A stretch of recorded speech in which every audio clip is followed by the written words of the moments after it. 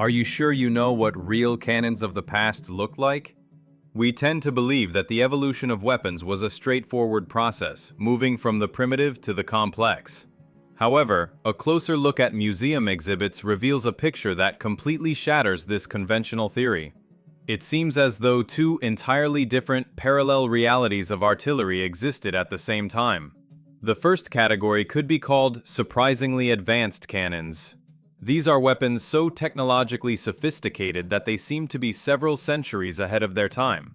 The most stunning examples are housed in the Artillery Museum of St. Petersburg. Contrary to popular belief about ancient cannons, they are not made of bronze, but of high-quality steel. Each one is equipped with sighting mechanisms, indicating a focus on precision aiming, not just firing wildly in the enemy's direction. But the most astonishing feature is their design. Many have rifled barrels, a technology that spins the projectile to dramatically increase accuracy and range, which, according to official history, only became widespread centuries later. Furthermore, some of these weapons were not loaded from the muzzle, but from the breech. They were fitted with complex breech block mechanisms, such as wedge or screw systems, which radically sped up reloading and improved crew safety. These technological marvels are dated to the 15th century, long before the time of Ivan the Terrible. They are engineering masterpieces that look like visitors from the future who accidentally ended up in the distant past. And right alongside them, in the same museums and historical periods, we find the second category, the bizarre, primitive cannons. They are the complete opposite of the first group. Typically, they are massive, clumsy monsters cast from bronze. Their caliber can be as large as 220 millimeters, and their barrels are exceptionally long. Yet, for all their monumental size, they lack the most crucial feature: sights. Their breech end is always noticeably thicker than the muzzle, and their weight ranges from 1 to dozens of tons, making transportation and aiming a nearly impossible task. Their barrels are often adorned with decorative elements, and at the very back, there is a strange handle with a knob, whose purpose is entirely unclear. It's impossible to lift or turn a multi-ton machine with this small feature. They look archaic, crude, and illogical from a military standpoint. And this is where the main paradox arises. How could such vastly different technologies coexist in the same historical era? On one hand, we have precise, steel, fast-firing weapons that were ahead of their time. On the other, we have gigantic, inaccurate, unwieldy bronze behemoths. The logic of historical development suggests that one should have replaced the other, but the facts show they existed simultaneously. The advanced steel cannons are more or less understandable. They are effective weapons, albeit surprisingly advanced for their time. But the real deep mystery lies with their primitive and gigantic cousins. Their design raises so many questions that it forces us to doubt their true purpose. It is these enigmatic monsters that we will now try to understand. Let's take a closer look at the first category of these so-called bizarre cannons, the enormous bronze artillery pieces, to understand just how absurd they are from a military perspective. The first thing that is shockingly obvious is their colossal, excessive weight. We're not talking about hundreds of pounds, but tons, sometimes as many as 50. Imagine a multi-ton bronze behemoth on a battlefield in an age with no paved roads or powerful tractors. Moving such an object would be a monumental engineering feat, requiring weeks, hundreds of men, and a complex system of levers and ropes. In dynamic combat, where speed, repositioning, and reacting to enemy maneuvers are critical, such immobility is a death sentence. A weapon that cannot be quickly aimed or moved to cover is not a fearsome weapon. It's a perfect target. Historians try to explain their existence by claiming they were siege weapons, designed to destroy fortress walls. According to this version, a special pit was dug for firing, where the weapon was placed breech down to absorb the monstrous recoil. Gunpowder and a cannonball were then loaded into the barrel, and a shot was fired somewhere in the direction of the enemy city. But even this theory doesn't hold up. This method of firing only allowed for shooting in one predetermined direction. The range could be adjusted somewhat by the amount of gunpowder, but what if the enemy moved their forces slightly to the left or right? Would they have to dig up the multi-ton machine and start the entire process all over again? It's absurd and inefficient. Any sane commander would prefer a dozen smaller mobile cannons on carriages that could be moved quickly along the front line, rather than one of these clumsy giants. So why was such enormous weight necessary if it made the weapon practically useless in battle? The second paradox, no less significant, is the complete absence of any sighting devices. On these bronze giants, you will find no front sight, no rear sight, and no brackets for mounting them. This is a fundamental omission that calls into question the very idea of them being used as weapons. Firing any weapon is an art of precise calculation. Even the most primitive throwing machines had aiming mechanisms. Firing a cannon of this caliber was a rare and expensive event, requiring a huge amount of scarce gunpowder, and the reloading process itself took hours. Was all this effort and all these resources really spent just to launch a cannonball in the general direction of the enemy, hoping for the best? This contradicts the entire logic of military development, which has always striven for increased accuracy and efficiency. How could you aim a weapon that was structurally not designed to be aimed? Finally, the third group of oddities relates to their design details. Many of these weapons are adorned with cast elements, so-called dolphins, which are assumed to be handles for lifting. But just try to imagine lifting dozens of tons by these relatively fragile, decorative pieces. Even more mysterious is the massive handle with a knob at the very breech end of the barrel.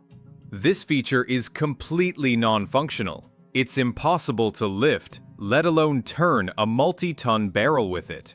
It provides no leverage whatsoever. Interestingly, in later eras, during the 18th and 19th centuries, military engineers were clearly also puzzled by this feature. They tried to modernize it, sometimes drilling a hole through it for a rope to restrain the cannon's recoil, or cutting a thread and inserting an adjustment screw for vertical aiming. But these were all just attempts to adapt an initially incomprehensible element, whose true purpose had been lost, for their own needs. Thus, every detail of these cannons contradicts military logic. Their weight makes them immobile. The lack of sights makes them inaccurate. And their design elements are non-functional. They look like anything but effective weapons. But the biggest mystery, the most important clue in this case, was hidden for decades, unnoticed, inside the metal itself. It was invisible until the laws of chemistry forced it to appear. And only recently has this secret begun to treacherously emerge on the noble bronze surface. Bronze does not rust. This is an axiom, a fact known to everyone, based on the chemical properties of copper alloys.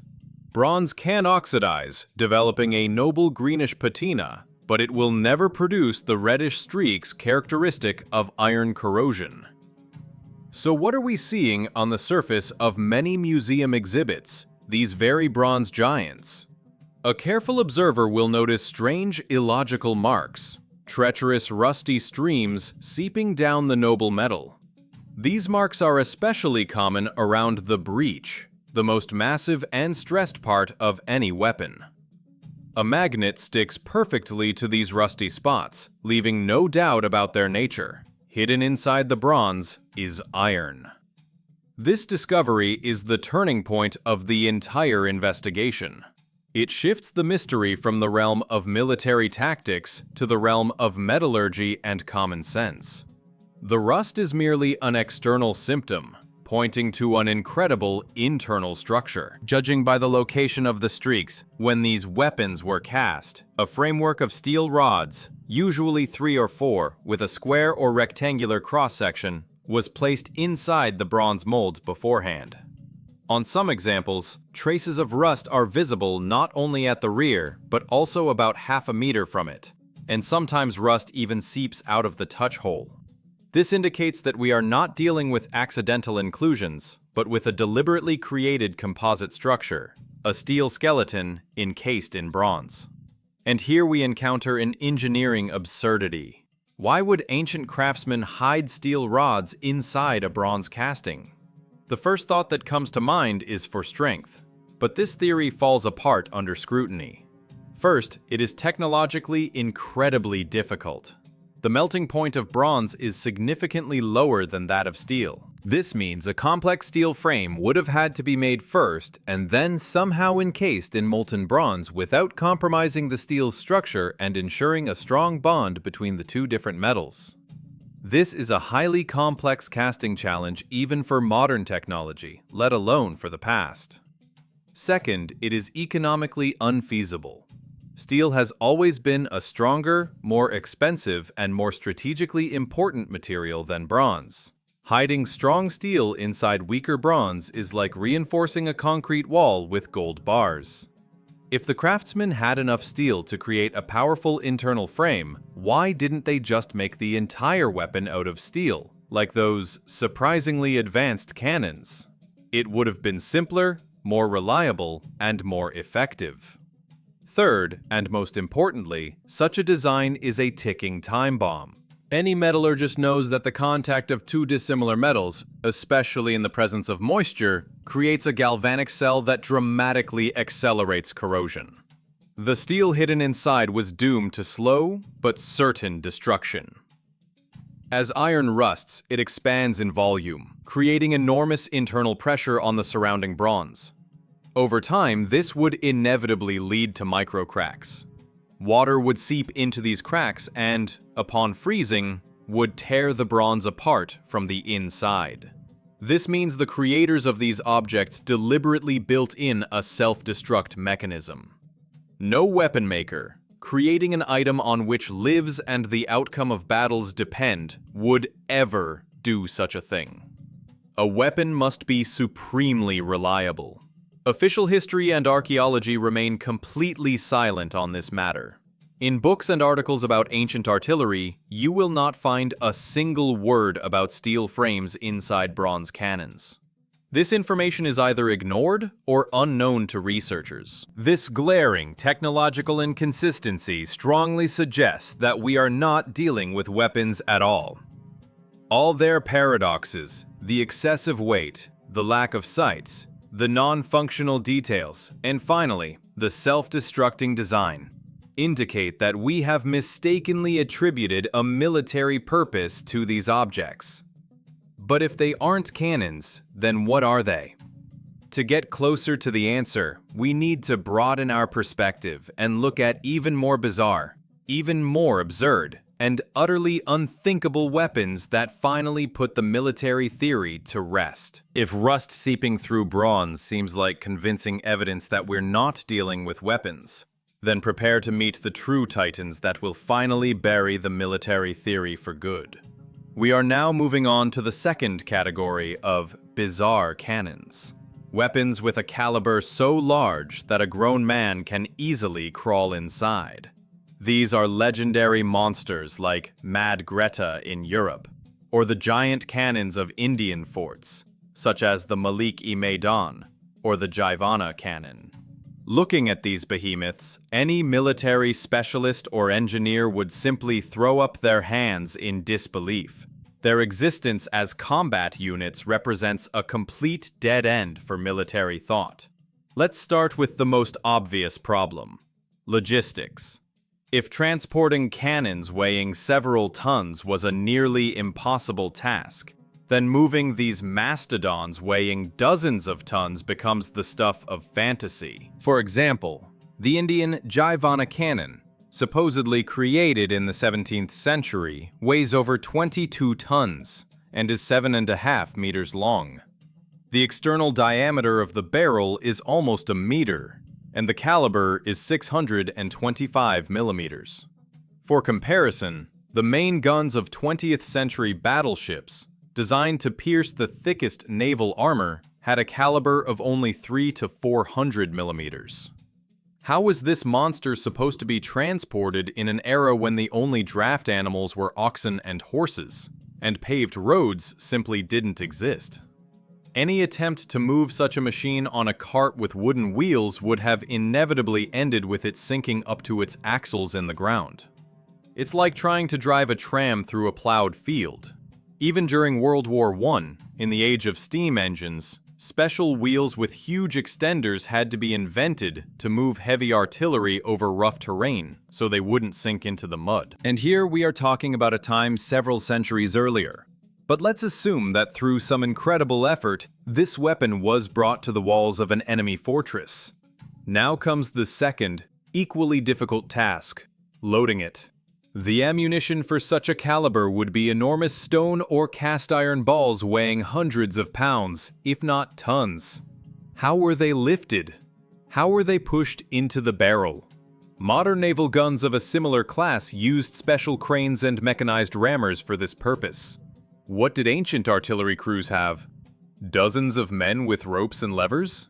The process of loading alone would have turned into a multi-hour, extremely dangerous operation. And that's before you even consider pouring hundreds of pounds of gunpowder into the barrel. This entire engineering nightmare was for a single shot, which, as we remember, would be completely inaccurate due to the lack of sights. It defies all military logic. But the most devastating argument against the combat purpose of these giants lies in the realm of physics and materials science. As we already know, when a cannon fires, the maximum pressure from the gunpowder gases occurs at the breech, the rear part of the barrel. Therefore, it must always be the strongest and thickest part. But what do we see in these supercannons? Look at the famous Anatolian bombard, also known as the Dardanelles gun. Its design is shockingly illogical. The barrel walls have almost the same thickness along their entire length. From an engineer's perspective, this is a fatal design flaw. Such a weapon is simply not built to withstand the colossal pressure of a shot at its rear. And history has provided us with irrefutable proof of this fact. In the 19th century, when they decided to fire a ceremonial shot from a similar ancient weapon in honor of a sultan's visit, it simply cracked. It burst apart. This was not the result of wear or metal fatigue. It was the predictable outcome of trying to use an object for a purpose it was not designed for. A structure with uniform wall thickness at such an enormous caliber is physically incapable of withstanding the pressure of gunpowder gases needed to propel a heavy projectile. It was never intended to. So, let's summarize our investigation. We have found that the smaller bronze cannons have a strange and self-destructing internal structure with the steel frame. Now we see that their even larger brethren are completely impractical from a logistical standpoint, tactically useless, and, most importantly, physically incapable of firing without the risk of self-destruction. The conclusion is obvious. These giants, like their smaller siblings, are not weapons. We have looked at them for decades but have not seen their true nature because we were asking the wrong questions. It is time for the great revelation. What if we look at these mysterious objects not through the eyes of a soldier, but through the eyes of an industrial engineer? Let's conduct a thought experiment. For a moment, let's discard the word cannon. Let's forget everything we've been told about siege artillery and storming fortresses. Let's look at these objects with fresh, unbiased eyes, as if we are seeing them for the first time. What is it that we see? We see massive, hollow metal cylinders, often with a complex internal structure and strange external protrusions. They are heavy, durable, and clearly designed to handle high pressure or high temperatures. If we remove the weapon label, in what area of human activity might we find similar devices? The answer comes naturally: in heavy industry. What we are looking at are not ancient arsenals, but fragments of industrial equipment from long-vanished factories. This hypothesis, while seemingly bold at first, is actually the only one that logically explains all the paradoxes we've encountered. Let's examine it in more detail. We'll start with the first category of our bizarre cannons, the bronze weapons with a caliber up to 220 millimeters, the ones that hide a steel frame inside. If this is not a gun barrel, what could it be? Let's consider the English word push. Its primary meanings include thrust, pressure, force. The German word is Druck, which also translates to pressure, compression. Perhaps the name itself holds a clue. If this is a device for creating pressure, its design is strikingly similar to the working cylinder of a piston pump, either for water or even steam. Such a device requires exactly these properties: high strength, resistance to pressure, and durability. Now, let's recall the main clue: the steel frame inside the bronze. In the context of a pump, this oddity suddenly makes sense. Bronze is an excellent anti-friction material. It provides a smooth sliding surface and is resistant to corrosion from water. But it's not strong enough to withstand continuous cycles of high pressure. Steel, on the other hand, is very strong, but is prone to rust and has worse anti-friction properties. What if ancient engineers combined the best of both worlds? They created a strong steel structural frame capable of withstanding the pressure, and then encased it in a durable, corrosion-resistant bronze lining that served as the working surface for the piston. This is a complex but highly effective engineering solution aimed at creating a long-lasting and reliable industrial machine. Illogical for a weapon, this bimetallic construction becomes perfectly justified for a high-pressure pump. Now, let's turn to the true giants, the monsters of impossible caliber.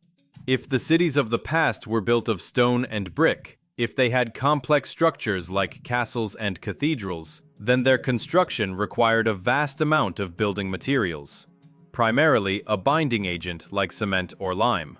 And to produce these materials, you need industrial kilns. Modern rotating kilns for calcining lime or producing Portland cement are gigantic horizontal cylinders that rotate slowly on their axis. And they look remarkably similar to our so-called supercannons. They have thick walls designed to contain high temperatures and enormous sizes corresponding to industrial production volumes. This is no longer a weapon. It is the heart of a cement plant. But cement production isn't the only possible application. In metallurgy and mining, there is a crucial process called ore enrichment. Before smelting metal, the rock must be crushed to separate the valuable mineral from the waste rock. To this day, ball mills are used for this purpose. These are also large rotating drums into which hard grinding media, steel or stone balls, are loaded along with the ore. As the drum rotates, the balls tumble, fall, and grind the rock into a fine powder. Now let's look again at our giants. They are perfectly suited for the role of such ball mills. They have a large volume for loading ore and strong walls capable of withstanding the constant impact of the grinding media. This industrial theory suddenly explains all the oddities that stumped us. It explains the immense weight, which is necessary for the stability of a rotating kiln or mill.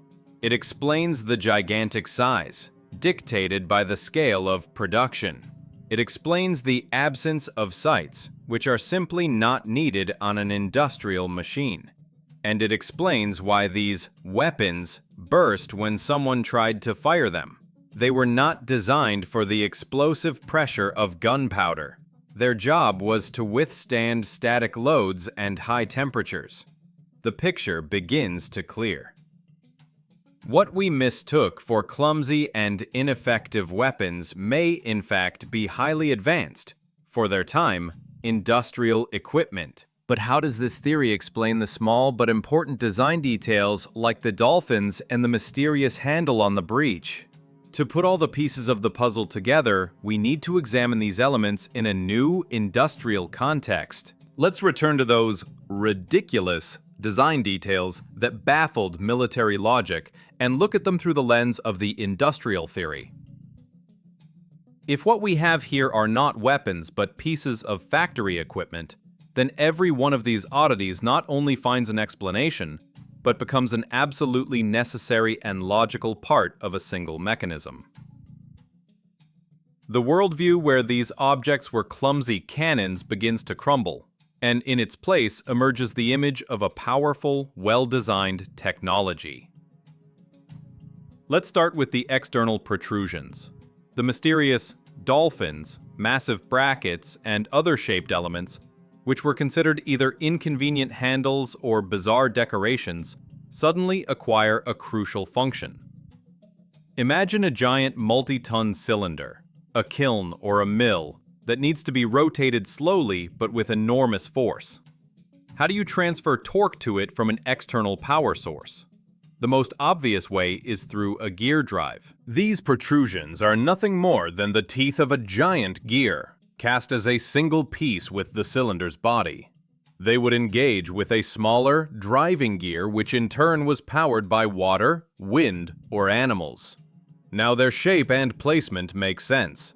They needed to be strong enough to withstand colossal loads, and evenly distributed around the circumference for smooth rotation. The same applies to the smooth ring-like bands seen on many of these cannons.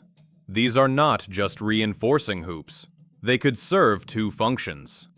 First, as support surfaces or riding rings, on which the entire cylinder rested and rotated on support rollers, just as it's done in modern industrial kilns. Second, they could have been giant pulleys for a belt drive. One can imagine a wide, durable belt slung over such a ring, connected to the large flywheel of a watermill or windmill. Thus, what appeared to be meaningless decoration was, in fact, a critical part of the drive system. Now, let's move on to the ammunition. Why are piles of stone or cast iron balls so often found next to these giants in museums and fortresses? Military theory says they are projectiles, but we've already established that firing them was practically impossible. In the industrial version, however, everything falls into place. They are not projectiles. They are grinding media for a ball mill. The process was simple and effective. Dozens or even hundreds of such balls were loaded into the hollow cylinder through the wide muzzle. Then, the rock to be crushed, ore, limestone, or components for cement, was added. After that, the mechanism was set in motion. The cylinder would begin to rotate slowly, and the balls inside would tumble, be lifted up the wall, and then fall down, crushing, abrading, and grinding the rock into a fine powder with their mass. This remains one of the most common methods of industrial grinding today. This explains why there are so many cannonballs and why they often have an imperfect shape. For the crushing process, only their mass and hardness matter. And finally, the most telling detail, the so-called touch hole. In a weapon, its function is clear, to ignite the powder charge. But if there's no gunpowder inside, and a grinding process is taking place, why is it there? The answer is brilliant in its simplicity. It's not an ignition hole, it's an discharge outlet. Let's imagine our ball mill in operation. To make the process continuous, it was set up with a slight incline towards the breech end. Raw material was fed in from one end, and as it was ground and rotated, it gradually moved towards the other lower end. And right there, at the lowest point, was this small hole. Through it, the finished, finely ground product, flour, cement powder, enriched ore, would continuously pour out into a special collector. The small size of the hole prevented large pieces of rock or the grinding balls from falling out, acting as a simple classifier. Even the repair marks, visible as longitudinal stripes on the inner surface of some Indian cannons, find a logical explanation. You don't repair the inside of a cannon barrel with patches, but the inner surface of an industrial mill, which is subjected to enormous abrasive wear, is regularly protected with replaceable armor plates, known as liners. These stripes are the traces of such a lining. Thus, every detail that was meaningless, illogical, and paradoxical in the context of a weapon turns out to be perfectly functional, well-designed, and necessary as part of a complex industrial machine. The strange protrusions become gear teeth and pulleys. The stone balls become grinding media. The touch hole becomes an outlet for the finished product. The worldview is turned upside down. Before us are not instruments of destruction, but machines of creation. So, what does this all mean? The very things we have always considered fearsome weapons for destroying fortresses are revealed in a completely different light after this investigation. These objects are not just ineffective as weapons. They are their complete opposite. They are not tools of destruction, but machines of creation. The giant so-called bombards were not intended to storm castles, cathedrals, and aqueducts. On the contrary, they gave them life by producing on an industrial scale the primary building material of that era: cement, lime, and other binding agents. The smaller bimetallic cylinders in turn did not rain fire upon the enemy, but likely pumped water, draining construction sites, supplying it for industrial processes, or powering other machinery. We are not looking at arsenals frozen in time, but at the ruins of ancient industrial zones. Before us lie the remains of factories, metallurgical complexes, and ore processing plants. Every illogical element, every strange design feature that was an engineering absurdity for a weapon becomes a brilliant and entirely justified solution for an industrial machine. The excessive weight provided stability. The strange protrusions were elements of the drive system. The absence of sights was normal for a stationary unit, and the seemingly self-destructive design of steel and bronze was actually a complex composite material combining the strength of one metal with the anti-friction properties of the other. Everything falls into place. The scale of production, judging by the size of these machines, was colossal. This speaks of a civilization that required a vast quantity of building materials and processed ore. What happened next is a separate, even deeper mystery. It's likely that, as a result of some global events, technologies and knowledge were lost. Production lines came to a halt, and when subsequent generations of people found these massive, incomprehensible devices, they could not grasp their true purpose. The only association a large hollow cylinder could evoke in a person rediscovering gunpowder was that of a giant cannon. And so, industrial equipment was given a new history, transformed into weaponry. It was displayed on fortress walls as a symbol of power, a scarecrow for enemies. It was given fearsome names, and legends were invented about its destructive force, without anyone ever suspecting that its true power lay not in destruction, but in creation. Perhaps we should completely reconsider our views on history and the technological level of our ancestors. What if, right under our noses, in museum halls and on pedestals of honor, there stand silent witnesses to a completely different technological past? A past where people knew not only how to wage war, but how to build on a scale we can barely imagine. A past whose technologies we no longer understand and have mistakenly classified as primitive weapons, simply because they didn't fit into our neat, but possibly incorrect, picture of historical progress. This theory turns the familiar world upside down. Let us know what you think about it in the comments.